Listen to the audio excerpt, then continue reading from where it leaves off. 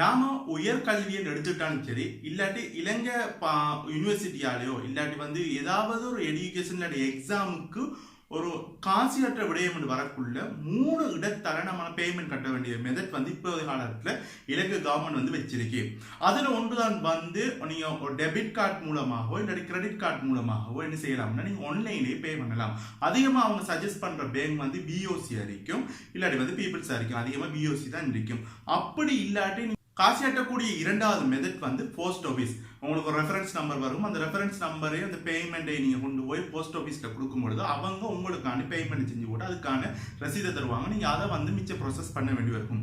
மூணாவது, அது மட்டும் இல்லாமல் முக்கியமான மெத்தட் தான் பேங்க்ல போய் நீங்கள் ஒரு ஸ்லிப் நிரப்பி காசு கட்டுறது.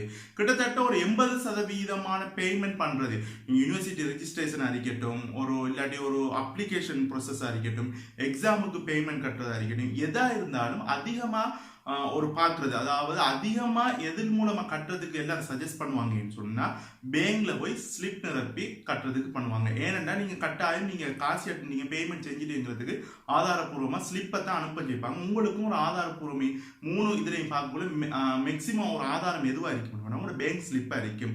ஸோ இந்த வீடியோவில் நாம என்ன பார்க்க போறோம்னா ஒரு ப்ராப்பரா எப்படி ஒரு பேங்க் ஸ்லிப்பை நிரப்புறது. இன்றைய காலகட்டத்தில் எல்லாரும் பேங்க்ல போய் காசு போட தெரியும். ஒன்றும் இல்லை, நீங்க ஒரு அக்கௌண்ட் காசு ஒரு சிஸ்டம் தான் பேங்க் ஸ்லிப் நிரப்பி நீங்க போடுவீங்க. ஆனா ஒரு எக்ஸாமுக்கோ இல்லாட்டி ஒரு அப்ளிகேஷனுக்கோ ஃபீஸ் கட்டும் பொழுது நீங்க பேங்க் ஸ்லிப் நிரப்பும் பொழுது எப்படி எக்ஸ்ட்ராவா என்னென்னத்தை கவனிச்சு நீங்க செய்யணும்ங்கிறத நம்ம இந்த வீடியோல பார்க்க போறோம். ஸோ நிறைய மிஸ்டேக் விடுறாங்க. நான் இந்த வீடியோவில் அந்த மிஸ்டேக்லாம் இல்லாம எப்படி ஒரு ப்ராப்பரா ஒருத்தர் ஸ்லிப் நிரப்பலாம்ங்கிறது தான் இந்த வீடியோவில் பார்க்க போகிறோம். அது மட்டும் இல்லாமல் அது சார்ந்த நிறைய விடயங்களும் சொல்ல போகிறோம். ஸோ இந்த வீடியோ பார்த்துட்டு இருந்தீங்கன்னா, சேனலுக்கு புதுசாக வந்திருந்தீங்கன்னா சப்ஸ்கிரைப் பண்ணுங்க. நம்ம சேனலில் எஜுகேஷன் சார்ந்த எல்லா விடயங்களையும் போட்டுட்டு இருக்கோம். ஸோ உங்களுக்கு தேவையான நிறைய தகவல் இருக்கும். கீழே கமெண்ட்லையும் நீங்கள் கேட்கலாம். ஆல்ரெடி அதுக்கு சார்ந்த வீடியோஸை நீங்கள் சர்ச் பண்ணி பார்த்தீங்கன்னா ஒரு ஜம்சித் ஹசன் என்ற ஷார்ட் வேர்டையும் போட்டு நீங்கள் உங்களுக்கு தேவையான டாப்பிக்கையும் போட்டு பார்த்தீங்கன்னா கட்டாயம் கிட்டத்தட்ட 200 சொச்ச வீடியோஸ் இருக்கு. நீங்கள் ஆசைப்படுற டாப்பிக்கில் கூட வீடியோ இருக்கும். ஸோ அப்படி இல்லாட்டி கீழே கமெண்ட் சொல்லுங்க, அந்த வீடியோ நான் எதிர்காலத்தில் மேக் பண்ணுறதுக்கு காத்துட்டு. ஸோ இந்த வீடியோ பிடிச்சி லைக் பண்ணி ஷேர் பண்ணி கமெண்ட் பண்ணுங்க. ஜம்சித் ஹசனில் சப்ஸ்கிரைப் பண்ண மறந்துடாதீங்க. ஸோ இந்த வீடியோ பார்த்துருக்கோங்க எல்லாருக்கும் ரொம்ப நன்றி. நான் Jamshid Hasan. ¿Qué onda, muchacho? Arriba las manos, caballo moreno, penetra.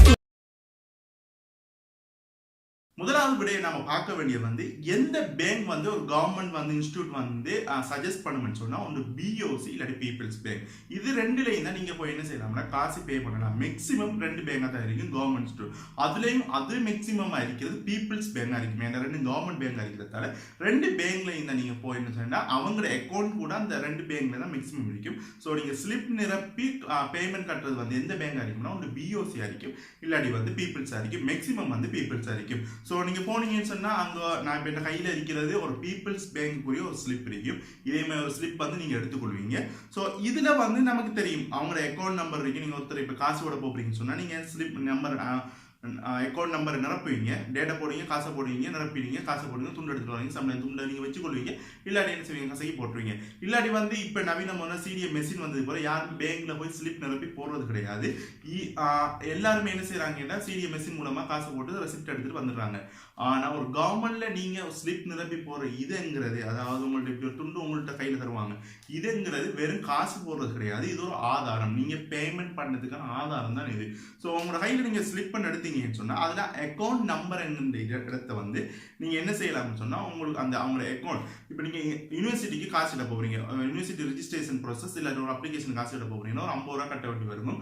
2023 கணக்கு படி சொல்ல போனா ஒரு 50 ரூபா கட்டணும். அவங்க ஒரு அக்கௌண்ட் நம்பர் வச்சிருப்பாங்க, யூஜிசி அக்கௌண்ட் நம்பர். ஸோ அதுல நேம அதுல அக்கௌண்ட் நம்பரை கணக்கு இலக்கம் என்கிற இடத்த நீங்க ஃபில் பண்ணணும். சரியா பார்த்து ஃபில் பண்ணிக்கொள்ளுங்க. அது மட்டும் இல்லாமல் பக்கத்தில் டேட் இருக்கும். நீங்கள் என்றைக்கு காசு எடுத்தீங்களோ அந்த டேட்டை போட்டுக்கொள்ளுங்க. அதே மாதிரி பக்கத்திலேயே எவ்வளோ தொகை இருக்கும் நீங்கள் சரியா உங்களோட தொகையை பார்த்து இப்போ 50 ரூபா 100 ரூபா 500, நான் சராசரியாக 500 ரூபா போட்டு 3 ஸ்க்ரீனில் காட்டுவேன். 500 ரூபா தான் சராசரியாக ஒரு அப்ளிகேஷன் ப்ராசஸாக இருக்குது. 500 1000 வரைக்கும் அதை போட்டு நீங்கள் பேமெண்ட்டை போட்டுக்கொள்ளுங்க. முக்கியமாக நிரப்ப வேண்டிய பகுதி இதுதான்.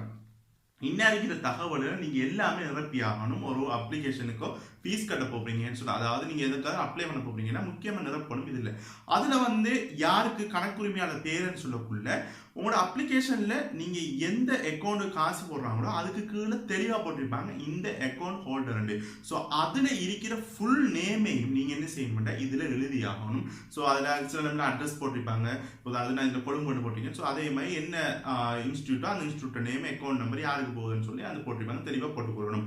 அது மட்டும் இல்லாம அடுத்தது வந்து யாரு காசு கட்டுறாங்க. இப்போ சம்டைம் நீங்க இல்லாம வேற ஒருத்தருக்கு ஒரு காசு கட்டினா இதுல அவரோட சைன் வைக்கலாம். ஆனா யாரு காசு போடுறாங்களோ அவங்களோட நேமை வந்து ஃபுல் நேமாவோ இல்லாட்டி கடைசி சம்டைம் வந்து முதல் எழுத்துக்கள் இனிஷியலை போட்டு கடைசி இலக்கத்தை வந்து அதாவது நீங்க அப்ளிகேஷன் என்ன மாதிரி எழுதுறீங்களோ அதே மாதிரி எழுதிக்கணும். ஃபுல் நேம் நார்மலாக எழுதிக்கொள்ளலாம். அதுக்கு கீழே வந்து பாத்தீங்கன்னா அட்ரஸ் கட்டிப்பாங்க. கட்டாயம் அட்ரஸை தெளிவாக கொடுத்துக்கொள்ளுங்க.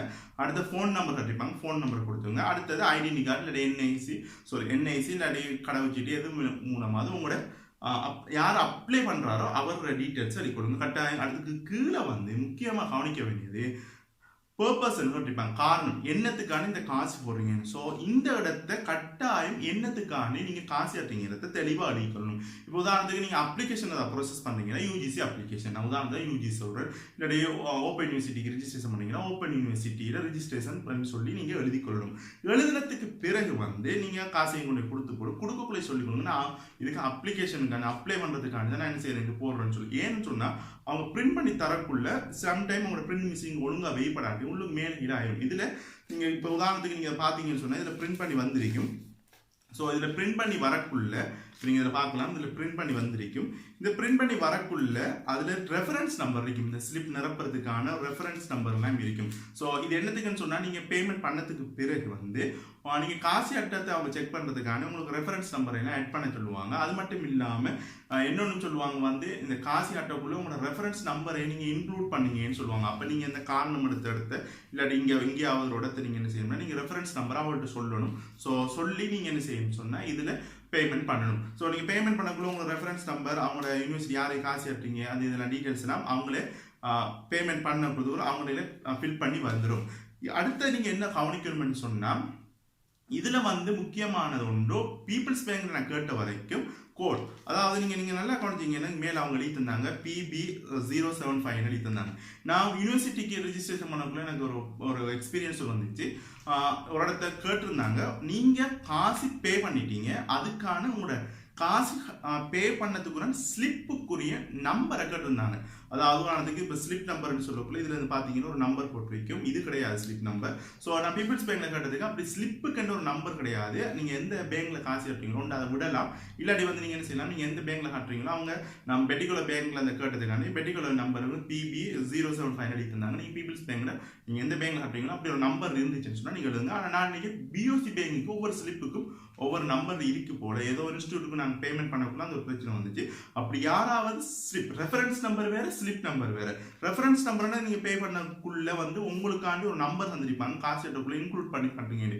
அந்த நம்பரை நீங்க என்ன செய்யணும்னா அவங்கள்ட்ட பேமெண்ட் பண்ண சொல்லக்குள்ள இதுல இன்க்ளூட் பண்ணி தருவாங்க இந்த ரெஃபரன்ஸ் நம்பர் ஆக்கள் தான் சொல்லி. ஸோ அதுக்கு பிறகு நீங்க பேமெண்ட் பண்ணது பிறகு இந்த துண்டு வரும். இது வந்து வெறும் காசு கட்டுற துண்டு கிடையாது, இது வந்து உங்களோட ஆதாரம். ஸோ இந்த ஆதாரத்தை நீங்க என்ன செய்யணும்னா அவங்க ஒரிஜினல் காசு கட்டினதை இப்போ நீங்க போஸ்ட்ல அனுப்ப போறீங்கன்னா கேட்பாங்க இது போஸ்ட்ல பண்ணுங்கன்னு சொல்லி. உங்க நீங்க காசு கட்டின இந்த துண்டை வந்து நீங்க என்ன செய்யுங்க, ஸ்லிப்ல இந்த துண்டை வந்து நீங்க அனுப்புங்க. எடுத்த உடனே நம்ம என்ன செய்யறேன்னா டைரக்டா ஒரிஜினலை வந்து அனுப்பிடுவாங்க. அனுப்புனதுக்கு பிறகு தான் ஒன்று யோசிச்சு பாருங்க, நீங்க காசு கட்டினதுக்கு என்ன ஆதாரம். நீங்க நினைக்கிற நான் காசு கட்டின டீட்டெயில்ஸ் இருக்கிறேன், டீட்டெயில்ஸ் கிட்டத்தட்ட ஆயிரக்கணக்கான மாணவர்கள் ஒரே அக்கௌண்ட் காசு கூட போறாங்க. அதுல நீங்க காசு கட்டினதுக்கு என்ன ஆதாரம். ஸோ ஆதாரம் இதுதான். நீங்க ஒரிஜினலை தான் அனுப்ப போப்பீங்க, இருந்தாலும் இதுல ஒரு போட்டோ காப்பி நீங்க கட்டாயம் எடுத்து வச்சுக்கணும். ஸோ சில இடத்துல அதுக்கு தான் இந்த ஸ்லிப் நம்பர் எந்த ஸ்லிப்ல இருந்து கட்டுப்படிக்கு கேட்கறது கூட வந்திருக்கலாம். ஸோ நீங்க அடுத்த மணி ஃபுல்லா ஃபில் பண்ணுங்க. நான் சொன்ன மாதிரி எல்லாத்தையும் ஃபில் பண்ணுங்க. இதுல ரெஃபரன்ஸ் நம்பர் கேட்டிருப்பாங்க. உங்களுக்கு இந்த காசு பே பண்ணதுக்கு பிறகு இந்த காசு பே பண்ணதுக்கு ஒரு ரெஃபரன்ஸ் நம்பர் இதே மாதிரி நம்பர் வந்திருக்கும். உங்களுக்கு அந்த நம்பர் விளங்காட்டி வந்து நீங்க பேங்க்ல கேளுங்க, இதுல எது ரெஃபரன்ஸ் நம்பர்னு கேளுங்க. ஸோ அந்த இந்த ஸ்லிப்பு என்ன நீங்க காசு என்னதுக்கான இந்த அக்கௌண்ட்டுக்கு இந்த நம்பருக்குரிய பேமெண்ட் தான் பண்ணிருக்கீங்க, இந்த ஸ்லிப்புக்குரிய பேமெண்ட் தான் பண்ணிருக்கீங்கன்னு விளங்குறதுக்கான கேட்பாங்க. ஸோ அதை நீங்க என்ன செய்யுங்கன்னா கேட்டு எடுத்துக்கொள்ளுங்க. சம்டைம் பிரிண்ட் பண்ணக்குள்ள இந்த தகவல் வந்து உள்ளுக்கு போய் தரும், உங்களுக்கு தெரியாம இருக்கும். அதனால நீங்க ஆரம்பத்தில் என்ன செய்யுங்கன்னா இது காசு பேமெண்ட் பண்றது கொஞ்சம் பிரிண்ட் பண்ணுறது கொஞ்சம் நல்லா கிளியராக வரட்டும்னு கேளுங்க. அப்படி உங்களுக்கு உள்ளுக்கு பேய்த்து விளங்குறாட்டி ஐனிக்கே விசாரித்து இந்த முன்னுக்கு மேலே தான் இருக்கும் ரெஃபரன்ஸ் நம்பர்கள். ஸோ அந்த ரெஃபரன்ஸ் நம்பர் எது கேட்டு அவங்க சொல்லி தருவாங்க. அந்த பேங்கில் அந்த நம்பரை நீங்கள் குறிச்சிட்டு போய் எப்போ கேட்டால் நீங்கள் ஆன்லைன் அப்ளிகேஷன் போடக்கூடாது. இல்லை அப்ளிகேஷனில் ரெஃபரன்ஸ் நம்பர் அப்படி ஏதாவது உங்கள்கிட்ட கேட்டுருந்தீங்கன்னு சொன்னால் நீங்கள் என்ன செய்யுங்கன்னு சொன்னால் அதை கொடுங்க. ஸோ இதுதான் வந்து அப்ளிகேஷன் ஒன்று நிரப்பக்குள்ளே ஒரு பேங்கில் போய் காசு கட்டுறது. அதே மாதிரி அவங்க இதை இப்போ யூஸ் பண்ணுறாங்க. ஆனால் இப்போ இதை விட அட்வான்ஸாக வந்து பேங்கில் காசு கட்டுறது, ஈஸி மெத்தட் பேங்கில் காசு கட்டுறது. ஸோ நீங்கள் பேங்கில் காசு கட்டுறதை பற்றி நம்ம சொல்ல போனோம்னு சொன்னால் அதுவும் பிஓசி பேங்க் தான் அதிகமாக இருக்கும். அதில் வந்து நீங்கள் ஆன்லைன் டெபிட் கார்டு கிரெடிட் அது எந்த அக்கௌண்ட் பேங்காக இருக்கா நீங்கள் ஆன்லைனில் பேமெண்ட் எப்படி கடையில் ஒரு சாமான் வாங்குறீங்களோ பொருள் வாங்க போகிறீங்களோ அதில் பேமெண்ட் பண்ணக்குள்ள ரெஃபரன்ஸ் நம்பர் கேட்கும். உங்களுக்கு ஏற்கனவே நீங்கள் பேங்க் அதை கிளிக் பண்ணக்குள்ளேயே உங்களுக்கு ஒரு ரெஃபரன்ஸ் நம்பர் தருவாங்க. அந்த ரெஃபரன்ஸ் நம்பர் தட்டி நீங்கள் என்ன செய்யணும்னு சொன்னால் நீங்கள் பேமெண்ட்டை நார்மலாக பண்ணக்குள்ளே பண்ணிக்கொள்ளுங்க. இந்த ரெஃபரன்ஸ் நம்பர் என்னத்துக்குன்னு சொன்னால் இந்த நம்பர் இருக்கிற ஒரு காசு கட்டிட்டாருங்கிறது அறியுது. ஏன்னா ஆயிரத்துக்கணக்கானவங்க காசு எடுக்கக்குள்ள. ஸோ அந்த ரெஃபரன்ஸ் நம்பர் அதுக்கு தான் அந்த இடத்த உதவுது. ஸோ அந்த வீடியோ பிடிச்சி லைக் பண்ணி ஷேர் கமெண்ட் பண்ணுங்கள். அடுத்த முறை பேமெண்ட் பண்ணக்குள்ள இந்த விட எங்களை கவனத்தில் கொள்ளுங்க. ஸோ நான் இன்னொரு வீடியோவில் வரேன். டவுட்ஸ் நான் கீழே சொல்லுங்கள். எனக்கு சம்டைம் இந்த குயிக்காக ஆன்சர் பண்ணி கேளாமல் இருந்துச்சு. ஏன்னா அது ஒரு கேள்விக்கான பதில் எனக்கு செக்மெண்ட் விடாங்க கரெக்டாக எல்லா கேள்விக்கான பதில் என்ன தாழ்த்து காத்திருக்கேன். ஸோ நான் இன்னொரு வீடியோ சந்திக்கிறேன். பாய்.